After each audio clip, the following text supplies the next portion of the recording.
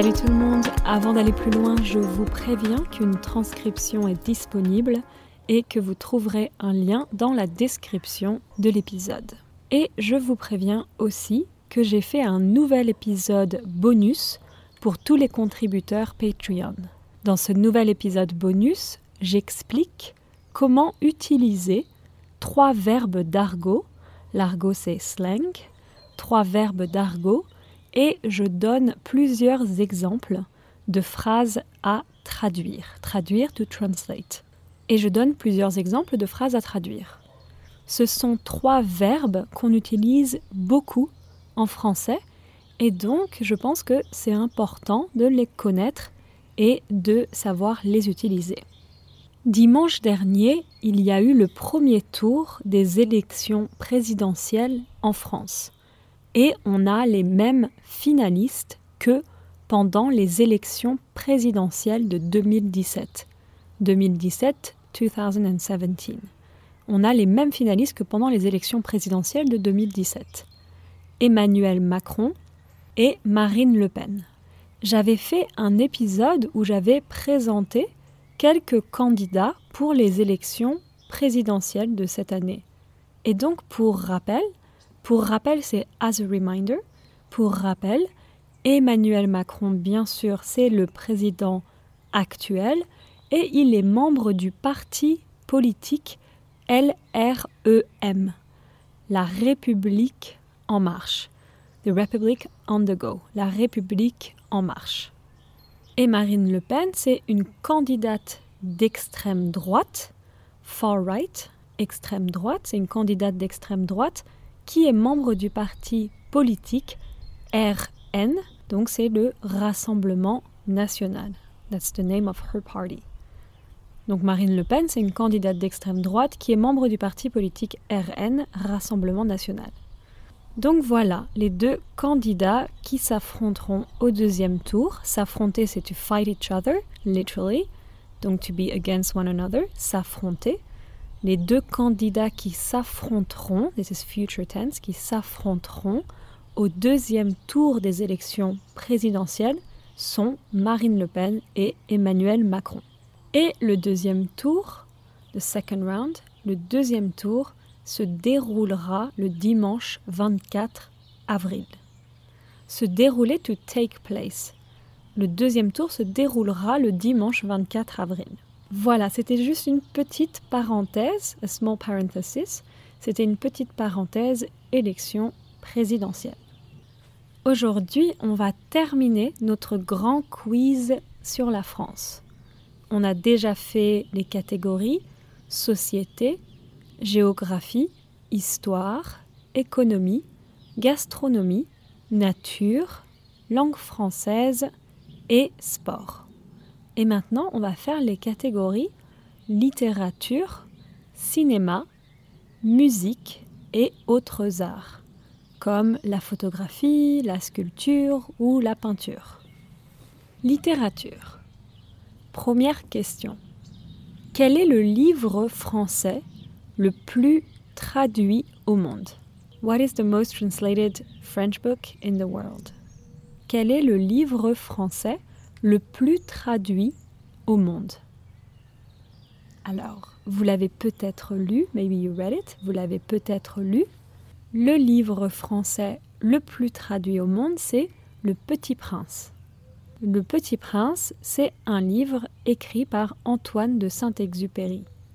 Il a été traduit en 457 langues et dialectes. 457. Il a été traduit en 457 langues et dialectes. C'est le 2e livre le plus traduit au monde après la Bible. La Bible, the Bible. Donc c'est le 2e livre le plus traduit au monde après la Bible. Comment s'appelle le prix littéraire qui récompense chaque année, au mois de novembre, un roman francophone? Un prix littéraire, c'est a literary prize. By the way, I'm in the countryside, so you're probably hearing a lot of birds singing. I hope you're enjoying that as much as I am.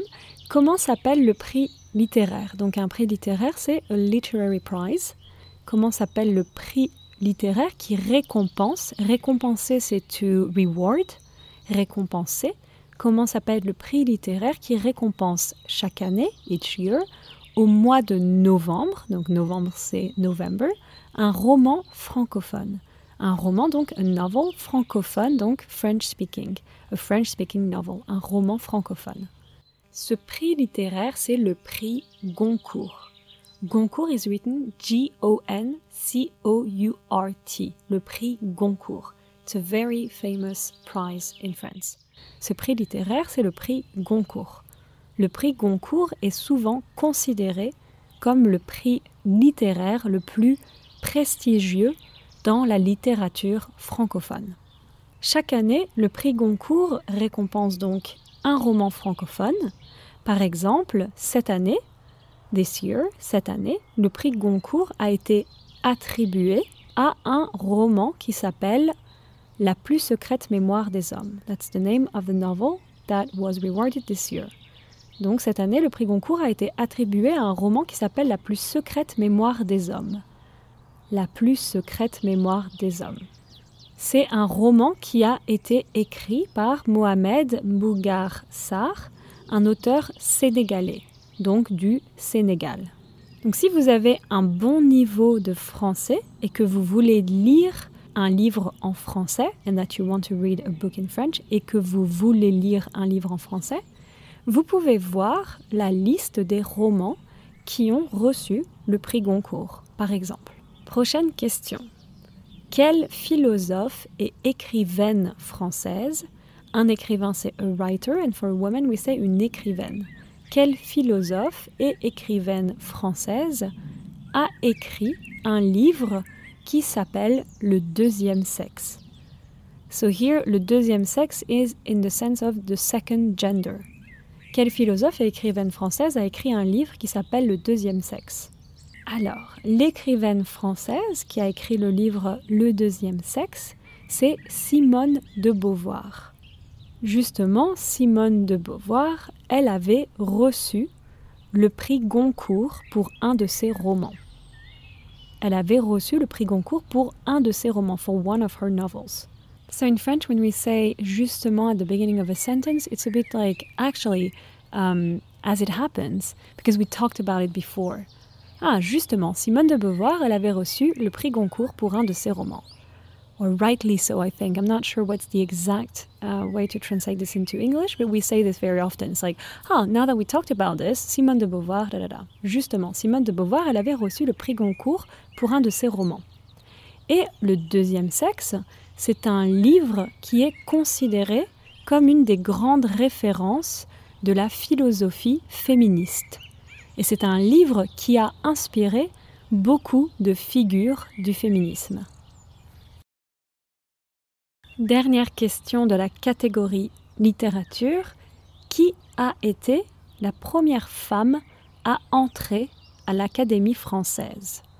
Who was the first woman who entered the Académie française? Qui a été la première femme à entrer à l'Académie française? L'Académie française est une institution française qui a été fondée par le cardinal de Richelieu et qui élabore un dictionnaire officiel de la langue française. We talked about this in the last episode.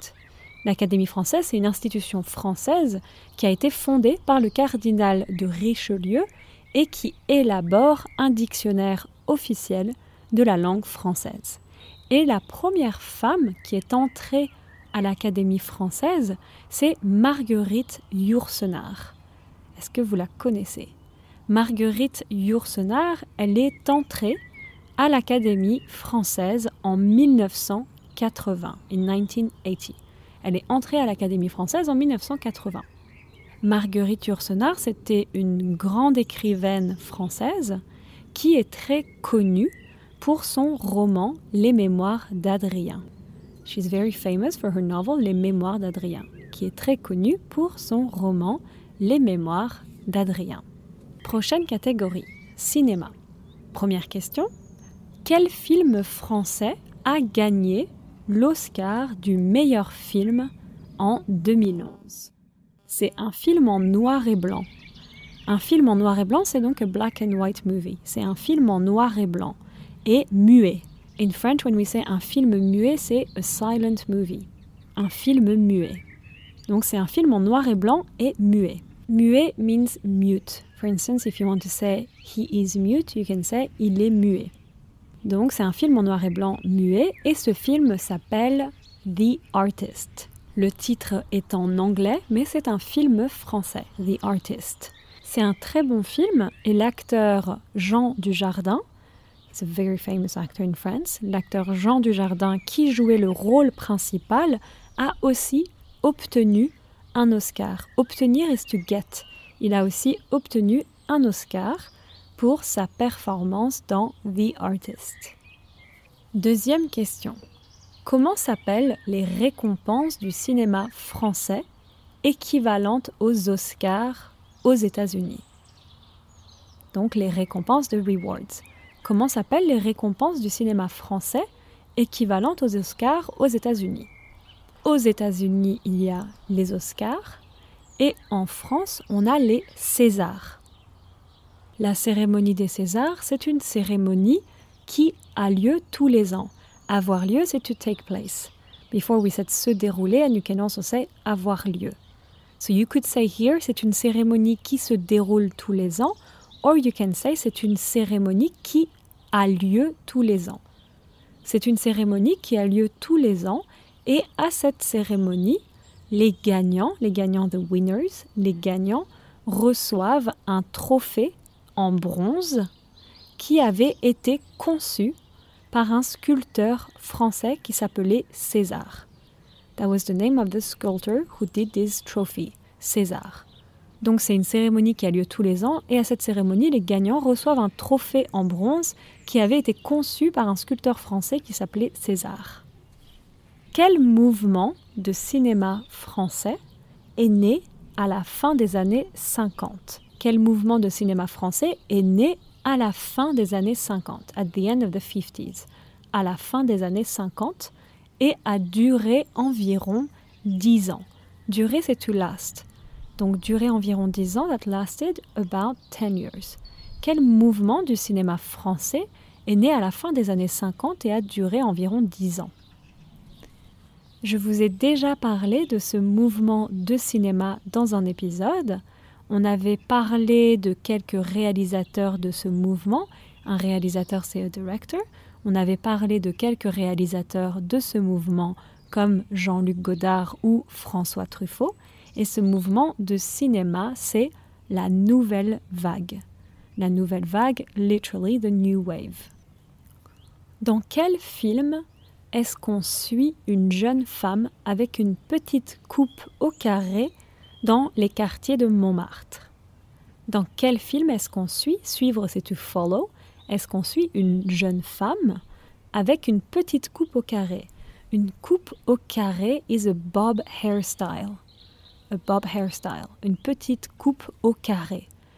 In French, un carré is a square. Et une coupe is a hairstyle. So une coupe au carré is a square hairstyle. That's how we call it. Une coupe au carré. Dans les quartiers de Montmartre. Les quartiers, c'est the districts. Montmartre, c'est un des quartiers de Paris. Donc, dans quel film est-ce qu'on suit une jeune femme avec une petite coupe au carré dans les quartiers de Montmartre? Alors, la réponse, cette jeune femme avec une petite coupe au carré, c'est Amélie Poulain. Et le titre complet du film, the whole title, that was loud, et le titre complet du film, c'est Le fabuleux destin d'Amélie Poulain. Le titre complet du film, c'est Le fabuleux destin d'Amélie Poulain. Ensuite, dernière question de la catégorie cinéma. Quel film est l'adaptation d'une pièce de théâtre d'Edmond Rostand avec Gérard Depardieu dans le rôle principal? Alors, une pièce de théâtre, donc, c'est a theater play, une pièce de théâtre. Donc, quel film est l'adaptation d'une pièce de théâtre d'Edmond Rostand avec Gérard Depardieu dans le rôle principal? Ce film, c'est Cyrano de Bergerac. Et justement, le film avait obtenu le César du meilleur film et Gérard Depardieu avait également obtenu le César du meilleur acteur. La pièce de théâtre d'Edmond Rostand est une des pièces les plus populaires du théâtre français. Et le film est aussi devenu, devenir c'est to become, le film est aussi devenu un classique du cinéma français. Bien sûr, si vous venez en France, vous pouvez aller voir la pièce Cyrano de Bergerac au théâtre, mais ce sera sûrement assez difficile. Donc ça peut être une bonne alternative de regarder le film avec des sous-titres. Les sous-titres, c'est subtitles, avec des sous-titres pour découvrir l'histoire de Cyrano de Bergerac. Prochaine catégorie, musique. Première question. Vous connaissez la grande chanteuse française Édith Piaf, j'imagine. Une chanteuse, c'est singer. Vous connaissez la grande chanteuse française Édith Piaf, j'imagine. Elle a fait plein de chansons qui ont eu beaucoup de succès, comme « Non, je ne regrette rien » ou « La vie en rose ». Mais alors la question c'est à quoi fait référence le mot Piaf? What does the word Piaf refer to? À quoi fait référence le mot Piaf? Édith Piaf, c'était un nom de scène. Un nom de scène, c'est a stage name. La scène, c'est the stage. Donc un nom de scène. Édith Piaf, c'était un nom de scène. Alors, la réponse c'est le mot Piaf fait référence à un petit oiseau. Un oiseau, c'est a bird. Le mot Piaf fait référence à un petit oiseau. En français, un Piaf, c'est un mot familier pour dire un petit oiseau. Donc le mot Piaf fait référence à un petit oiseau. Et pourquoi? En fait, Édith Piaf, elle était très petite. Elle faisait 1m47. She was 1m47. That's 4 feet 8. Et donc c'est pour ça qu'elle a adopté ce nom de scène. Ensuite, quel est le nom des récompenses musicales en France? L'équivalent français des Grammy Awards. Les récompenses musicales françaises s'appellent les victoires de la musique. Tous les ans, il y a la cérémonie des victoires de la musique qui récompense plusieurs artistes musicaux. Mais les victoires de la musique récompensent uniquement la musique de variété. Pour la musique classique, il y a les victoires de la musique classique et pour le jazz, il y a les victoires du jazz. Prochaine question. J'imagine que vous connaissez la chanson My Way, chantée par Frank Sinatra. Mais est-ce que vous saviez, did you know, est-ce que vous saviez que My Way est en fait l'adaptation d'une chanson française? Alors, du coup, ma question c'est, quel chanteur français a chanté l'original de My Way? Et la réponse c'est Claude François. Claude François, c'était un des plus grands chanteurs de la chanson française. Il était surnommé Clo-Clo. Surnommé, c'est une nickname. Un surnom is a nickname et surnommé is the verb to nickname. Il était surnommé Clo-Clo. Et la chanson d'origine de My Way s'appelait Comme d'habitude. Comme d'habitude is as always. So this was the original title from this song. Donc la chanson d'origine de My Way s'appelait Comme d'habitude et elle était chantée par Claude François. Alors, question difficile, most of my friends didn't know the answer to this. Comment s'appelle le plus grand festival de musique en France? The biggest music festival in France. Comment s'appelle le plus grand festival de musique en France? Le plus grand festival de musique en France en ce moment, c'est le festival Les Vieilles Charrues. Les Vieilles Charrues, c'est un festival de musique qui a lieu tous les ans en Bretagne, en juillet, in July, en juillet. So you probably didn't know the answer to this question, as I said, most of my friends didn't either.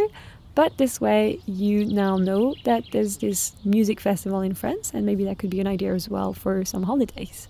Le plus grand festival de musique en France, donc, c'est le festival Les Vieilles Charrues.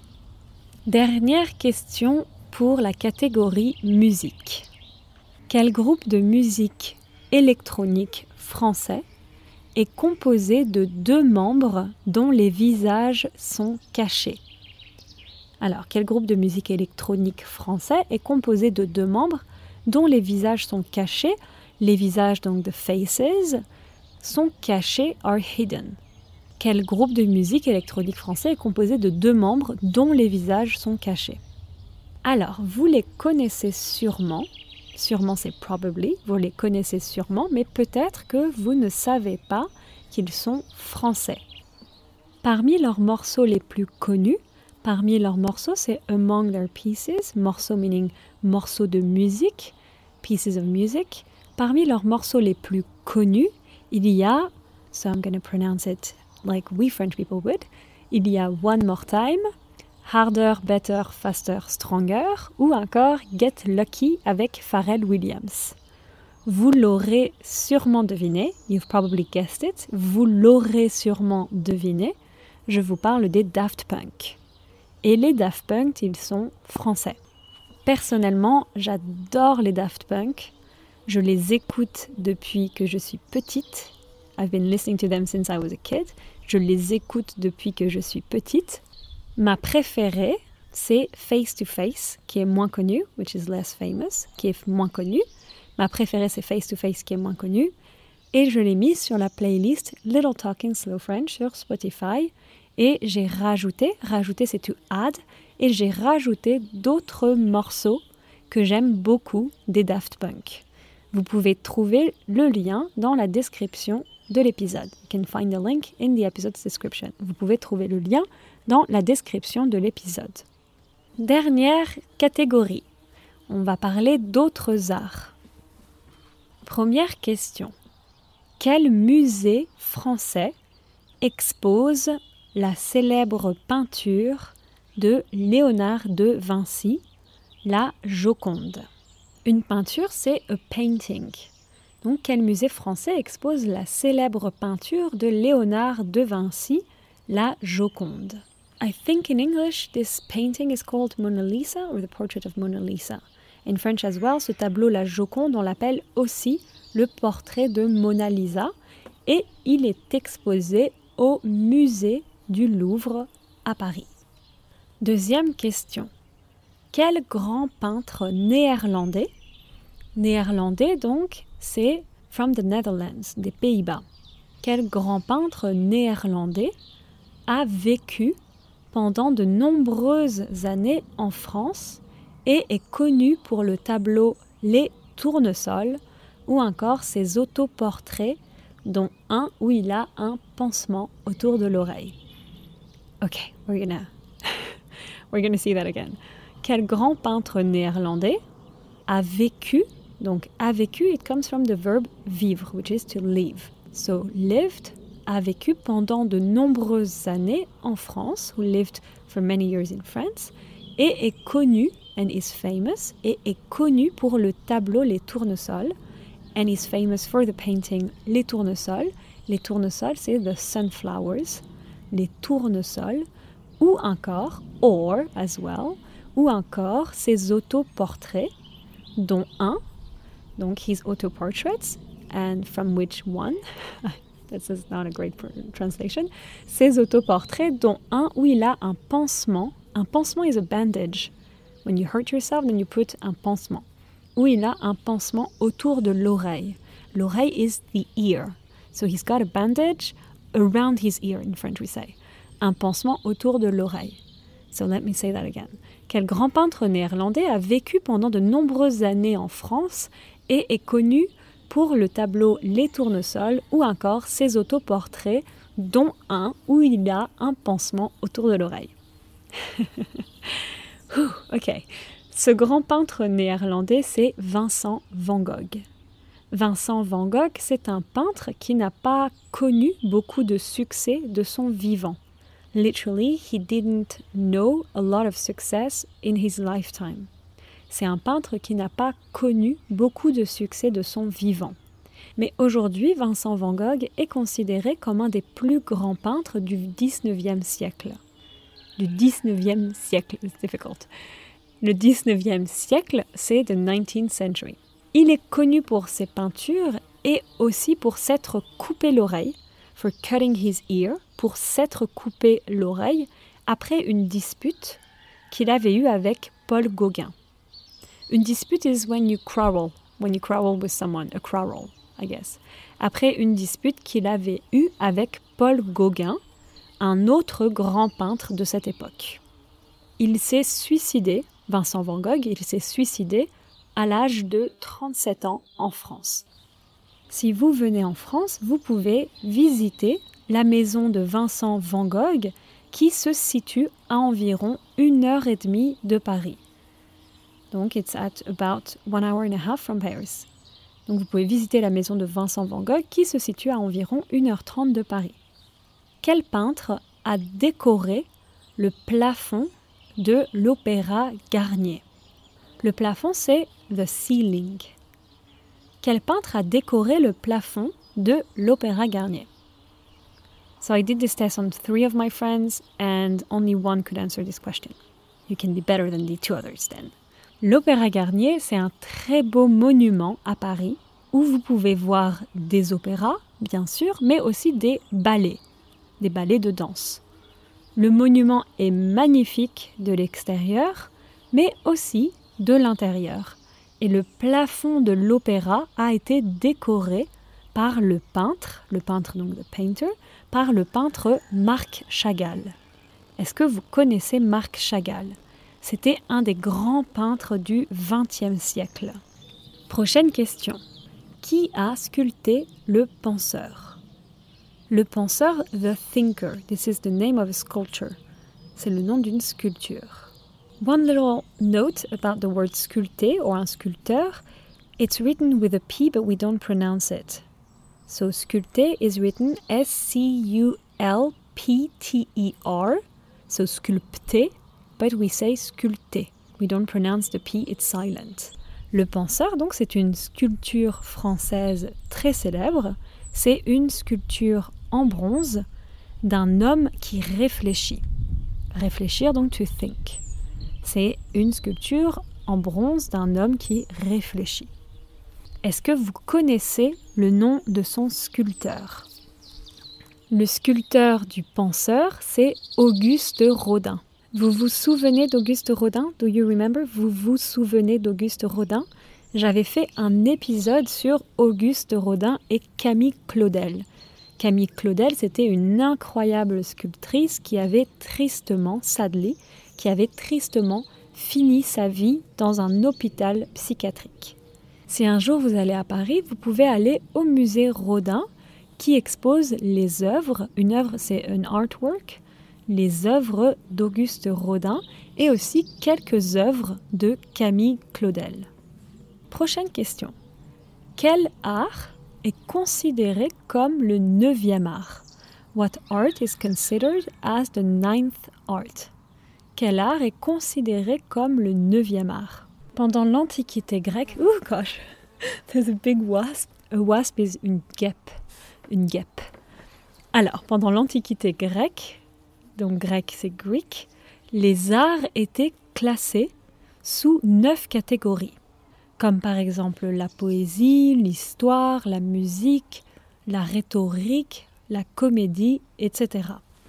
Aujourd'hui, les 9 arts majeurs, donc the 9 major arts, les 9 arts majeurs ont beaucoup changé. Le premier, c'est l'architecture, le second, la sculpture, le troisième, les arts visuels, comme la peinture ou le dessin. Le dessin, c'est drawing. Le quatrième, c'est la musique. Le cinquième, c'est la littérature et la poésie. Le sixième, les arts de la scène. So as I said before, la scène, c'est stage, comme le théâtre ou la danse. Le septième, c'est le cinéma. En français, on dit souvent le 7e art pour parler du cinéma. You can say le cinéma or you can say le 7e art. Le 8e, c'est les arts médiatiques, comme la photographie, la radio ou la télévision. Et le 9e, c'est la bande dessinée. La bande dessinée, c'est cartoon, la bande dessinée.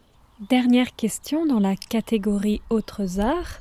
Quel grand photographe français spécialisé dans la photographie de rue, la photographie de rue c'est street photography, la photographie de rue a été un des fondateurs de l'agence Magnum Photo. Est-ce que vous connaissez Magnum Photo?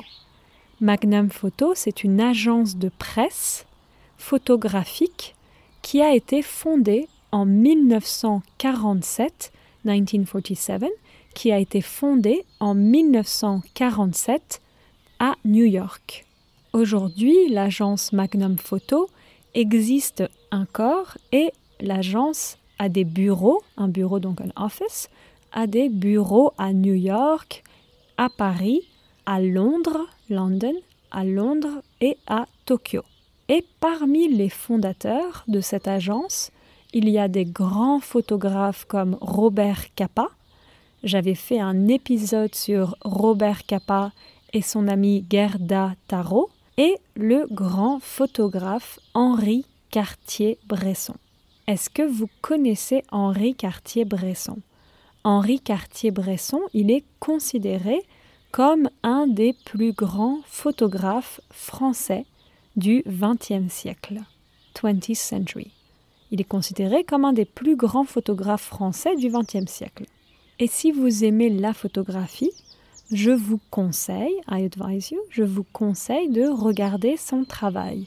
Il faisait beaucoup de photographies de rue en noir et blanc, in black and white, en noir et blanc, particulièrement à Paris. Donc si vous regardez les photos de Henri Cartier-Bresson, vous pourrez voir un peu à quoi ressemblait Paris au XXe siècle. À quoi ressemblait Paris is what Paris looked like. Donc vous pourrez voir un peu à quoi ressemblait Paris au XXe siècle. Voilà, on a fini notre grand quiz. J'espère que vous avez aimé cet épisode et que ce grand quiz sur la France vous a appris des nouvelles choses. Pour tous les contributeurs Patreon, n'oubliez pas, don't forget, n'oubliez pas qu'il y a un nouvel épisode bonus. Et donc, prenez soin de vous, take good care of yourself, prenez soin de vous et à très bientôt. Ciao, ciao!